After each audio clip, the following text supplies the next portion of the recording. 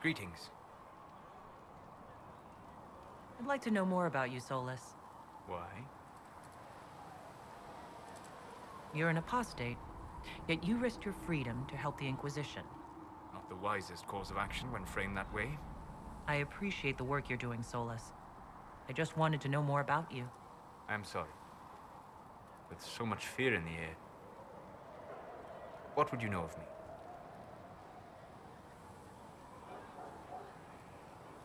What made you start studying the Fade? I grew up in a village to the north. There was little to interest a young man, especially one gifted with magic.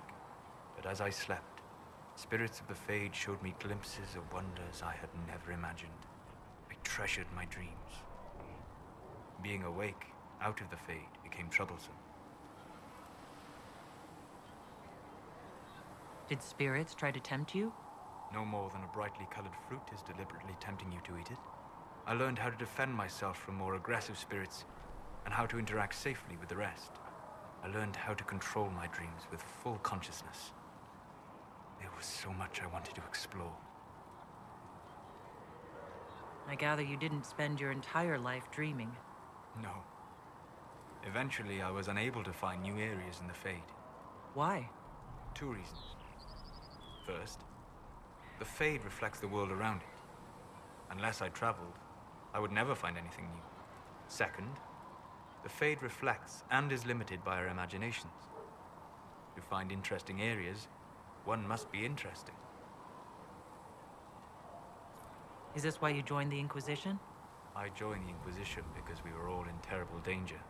If our enemies destroy the world, I would have nowhere to lay my head while dreaming of the Fade. I wish you luck. Thank you. In truth, I've enjoyed experiencing more of life to find more of the Fade.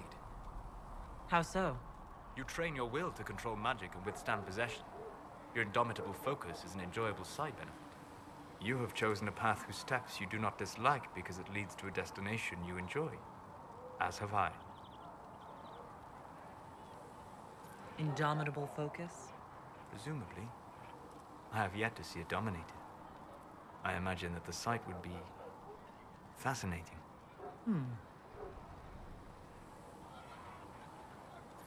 You said you'd traveled to many different places.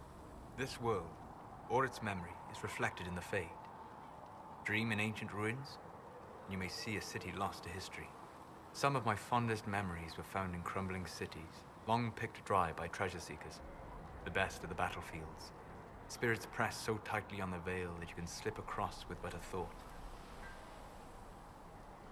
Any place in particular? I dreamt at Ostagar. I witnessed the brutality of the Darkspawn and the valor of the Ferelden warriors. I saw Alistair and the hero Ferelden light the signal fire, and Logain's infamous betrayal of Kaelin's forces. I've heard the stories. It would be interesting to hear what it was really like. That's just it. In the Fade, I see reflections created by spirits who react to the emotions of the warriors. One moment, I see heroic wardens lighting the fire, and a power-mad villain sneering as he lets King Kaelin fall. The next, I see an army overwhelmed and a veteran commander refusing to let more soldiers die in a lost cause. And you can't tell which is real? It is the Fade. They are all real. Have you always traveled and studied alone? Not at all. I have built many lasting friendships. Spirits of wisdom, possessed of ancient knowledge, happy to share what they had seen. Spirits of purpose helped me search. Even wisps, curious and playful, would point out treasures I might have missed. I don't know of any spirits by those names. They rarely seek this world. When they do, their natures do not often survive exposure to the people they encounter. Wisdom and purpose are too easily twisted to pride and desire. You're saying that you became friends with pride and desire demons? They were not demons for me. Meaning? The Fade reflects the minds of the living. If you expect a spirit of wisdom to be a pride demon, it will adapt. And if your mind is free of corrupting influences, if you understand the nature of the spirit, they can be fast friends. I'm impressed that you could become friends with spirits. Anyone who can dream has the potential. Few ever try. My friends comforted me in grief and shared my joy. Yet, because they exist without form, as we understand it, the Chantry declares that spirits are not truly people. Is Cassandra defined by her cheekbones and not her faith? Varric by his chest hair and not his wit?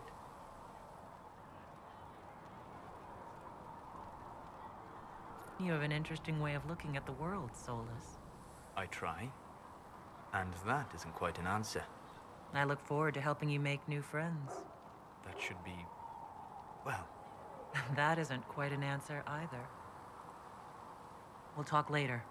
Goodbye.